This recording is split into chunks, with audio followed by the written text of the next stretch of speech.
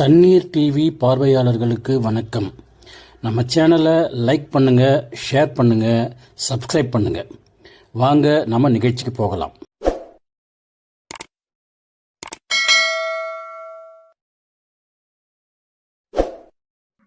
வணக்கம். இப்போ இந்த நிகழ்ச்சியில நாம ஒரு விஷயத்தை தெரிஞ்சுக்க போறோம். அப்படி என்ன விஷயம் அப்படின்னு சொல்லிட்டு பாத்தீங்கன்னா,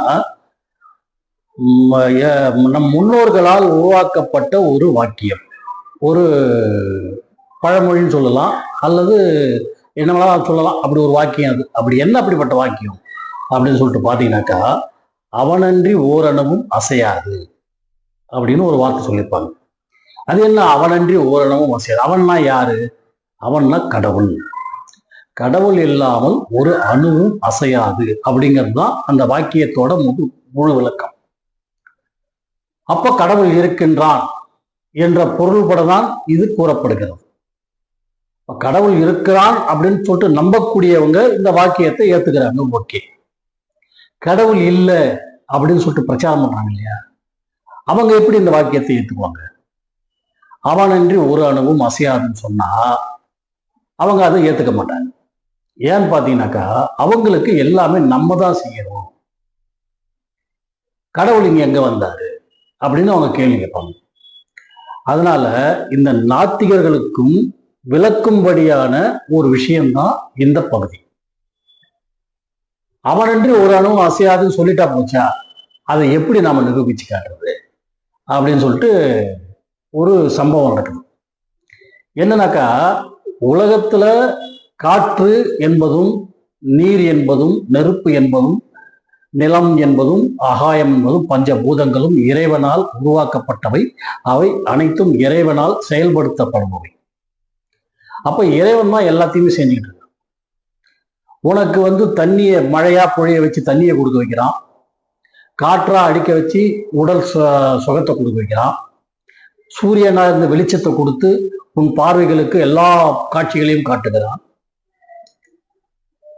அப்போ உனக்கு எல்லா விஷயத்தையும் சொல்லக்கூடியவன் கடவுள் தான் அப்படின்னு சொல்லும்போது, அவன் இன்றி எந்த அணுவும் அசையாது அப்படிங்கிறதுக்கு ஒரு விளக்கம் இல்லைங்களா? அதாவது கடவுள் தன்னை வணங்கும் பக்தர்களை இங்கே படைக்கின்றார்.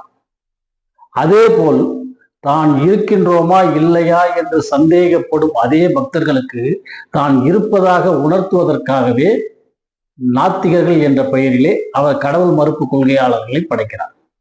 ஏன்னா அவங்கதான் கடவுள் இருக்காருன்றத ப்ரூவ் பண்றாங்க. ஏன்னா எப்பவுமே அவங்க கடவுள் இல்லைன்னு சொல்லிக்கிட்டு கடவுளை பத்தி முழுசா படிச்சு தெரிஞ்சுக்கக்கூடியவங்களே அவங்கதான். தினம் கோயிலுக்கு போறோம், சாமி கும்பிடுறோம், பக்தியோட இருக்கிறோம். ஆனா கடவுளுடைய முழு விஷயத்தையும் நம்ம தெரிஞ்சுக்கிறது கிடையாது.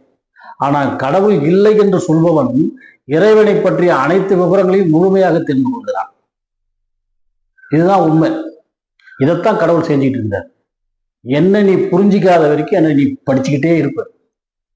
என்ன புரிஞ்சதுக்கு அப்புறம் உனக்கு என்னை பத்தி தெரிஞ்சு கொள்ள வேண்டிய எந்த விஷயமும் தேவையில்லை. அதாவது நீ நல்லவனாய் இருந்து என்னை போற்றுவதும், தீயவனாக இருந்து என்னை தூற்றுவதும் நான் கொடுத்ததுதான். ஆக போற்றுவார் போற்றலும் தூற்றுவார் தூற்றலும் போகட்டும் கண்ணனுக்கேன்னு கிருஷ்ணர் கீதையில சொல்லியிருக்காருன்னா அது எதனால? அவரை பற்றி வாழ்த்தி பாடி சந்தோஷப்படுபவர்களின் வார்த்தைகளையும் ஏற்றுக்கொள்கிறார். அவரை பற்றி திட்டி நீ இல்லை, உன்னால் இந்த உலகத்துல ஒரு விஷயமும் கிடையாதுன்னு சொல்லக்கூடிய வார்த்தைகளையும் அவர் ஏற்றுக்கொள்கிறார். காரணம் இரண்டையும் கொடுத்தவர் அவர் தான். இப்போ எல்லா விஷயத்துக்குமே இரண்டு துருவங்களை கொடுத்த இறைவனால் இந்த கடவுள் நம்பிக்கை என்ற வார்த்தைக்கும் இரண்டு துருவங்களை கொடுத்திருக்கின்றார். அதனால்தான் கடவுளை எல்லாரும் இன்னும் வணங்கிக்கிட்டு இருக்கு. அவனன்றி ஒரு அணுவும் அசையாது. நான் பேசுவதும், நீங்கள் கேட்பதும், உங்கள் கண்கள் பார்ப்பதும், உங்கள் காதுகள் கேட்பதும் அனைத்தும் இறைவனால் உருவாக்கப்பட்டவையே என்பதை நம்பக்கூடிய அளவிற்கு உருவாகி நாம் நம்மை தயார் செய்து கொண்டவையானால் இந்த வாக்கியத்தை நாம் நம்புவோம். இறைவனை நம்புபவர்கள் அனைவரும் அவனின்றி ஒரு அணுவும் அசையாது என்ற வார்த்தையையும் முழுமையாக நம்புவார்கள். ஆக கடவுளை வணங்குபவர்களுக்கும் கடவுளை இகழ்பவர்களுக்கும் கடவுளை வணங்காதவர்களுக்கும் கடவுள் இல்லை என்று மறுப்பு சொல்லிக் கொண்டு இருப்பவர்களுக்கும் சொல்லிக் கொள்வது என்னவென்றால், அவனன்றி ஓரணுவும் அசையாது. நீ கண்ணால் பார்க்கலாம், அதே கண் கூடாக்கிவிட்டால் எப்படி பார்ப்ப? அதை கூடாக்குவதும் கடவுள்தான், நல்ல பார்வையை கொடுப்பதும் கடவுள்தான். மூச்சு காற்றால் உன் உயிர் வாழ்ந்து கொண்டிருக்கின்றாய், அந்த மூச்சு நின்று விட்டால் உன் உயிர் என்ன ஆகிறது? அந்த மூச்சு காற்றை கொடுப்பவனும் கடவுள்தான், மூச்சை நிறுத்துபவனும் கடவுள்தான். இப்படி உணர ஆரம்பித்து விட்டோமே ஆனாலே நாம் கடவுளை நம்பத் தொடங்கி விட்டோம் என்று பொருள். கடவுளை நம்பிவிட்டாலே இறைவன் எங்கிருந்தாலும் நம்மை காப்பாற்றுவான். ஆக கடவுளை நம்புவோம், இறைவனை போற்றுவோம், அவன் அருளால் அனைத்து சௌகரியங்களையும் பெற்று சந்தோஷமாக வாழ்வோம் என்று கூறி விடைபெறுகிறேன். நன்றி, வணக்கம்.